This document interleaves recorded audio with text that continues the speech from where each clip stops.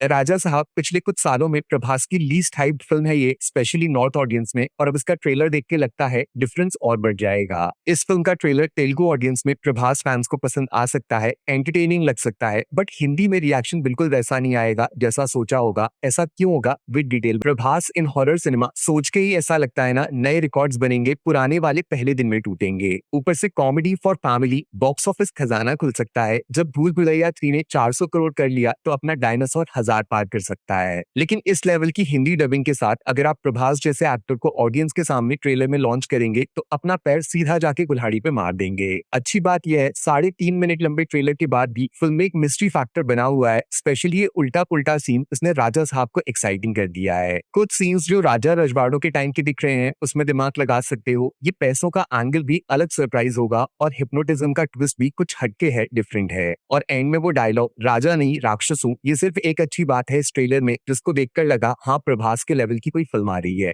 Notice किया इतना बड़ा पैर किसका है? शायद संजय दत्त, जो टीजर में उतना इम्पैक्ट नहीं डाल पाए थे। इस ट्रेलर में उनके सीन्स कम है लेकिन सब में दम है। चेहरे से ही विलेन वाइब्स आ रही हैं, तो सोचो जब इनकी स्टोरी रिवील होगी जिसमें शैतान छुपा होगा तो डर गिरेगा नहीं, सिर्फ बढ़ेगा। साइकोलॉजिकल हॉरर का जिक्र किया है ट्रेलर में और इसको प्रभास के लास्ट सीन के साथ जोड़ोगे तो कुछ कुछ भूल भुलैया में मंजुलिका जैसा हिंट आ रहा है। वैसे प्रभास को आप पसंद करो या ओवररेटेड बोलो, लेकिन हर फिल्म में इतना डिफरेंट सब्जेक्ट सिलेक्शन, इसके लिए क्रेडिट जरूर देना पड़ेगा। इतना इजीली हर कहानी में फिट हो जाते हैं। हाँ, तो ट्रेलर का हॉरर कंटेंट ठीक ठाक है, अभी ज्यादा कुछ रिवील नहीं कर सकते क्योंकि स्टोरी खुल जाएगी, लेकिन असली शिकायत कॉमेडी कंटेंट में फील हो रही है। बहुत रूटीन से डायलॉग्स हैं, ऐसा कुछ कैची वन लाइनर नहीं आया जो वायरल हो जाए, फिल्म का प्रमोशन फ्री में कर जाए। और पर्सनली हिंदी डबिंग मेरे लिए उतना क्लिक नहीं कर रही। बस जो 3 हीरोइंस को लिया है फिल्म में, उनसे रिलेटेड सीन्स थोड़ा फन ला सकते हैं, रोमांस हो सकता है, सस्पेंस भी होगा और शायद किसी में भूत भी छुपा होगा। लेकिन ओवरऑल ट्रेलर पता है इतना फीका फीका बिना इम्पैक्ट का क्यों लग रहा है? क्योंकि म्यूजिक बैकग्राउंड में बहुत ही ठंडा है, बहुत ही अननोटिसेबल है यार।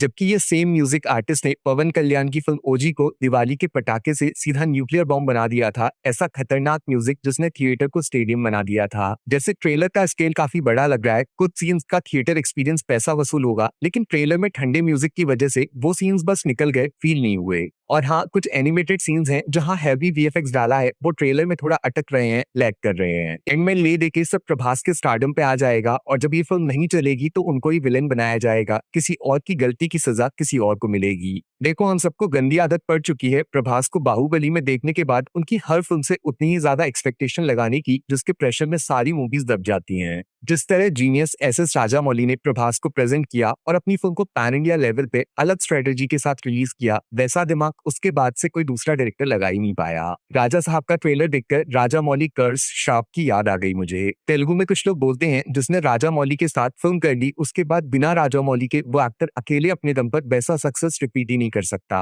और पता नहीं क्यों उस बात पे भरोसा सा होने लगा है, क्योंकि सलार जैसा थिएट्रिकल एक्सपीरियंस भी लोगों ने अप्रिशिएट नहीं किया, कल्कि को उतना क्रेडिट नहीं दिया जो मिलना चाहिए था। जब इन दोनों फिल्मों के साथ ऐसा हुआ तो फिर राजा साहब के साथ पैन इंडिया में क्या होगा, वो फिलहाल अच्छा फीलिंग नहीं दे रहा है। दूसरा ट्रेलर लाइए और पब्लिक को भरोसा दिलाइए, हम आदि पुरुष नहीं बनने देंगे, बाहुबली भी नहीं बनाएंगे, लेकिन राजा साहब को ऐसा बनाएंगे जो एक बार देखेगा भूल नहीं पाएगा। तो इन शॉर्ट, एक्टर फायर लेकिन trailer flower, story fire, comedy flower और सबसे जरूरी पब्लिक रिएक्शन, वो आप कमेंट्स में बताओगे।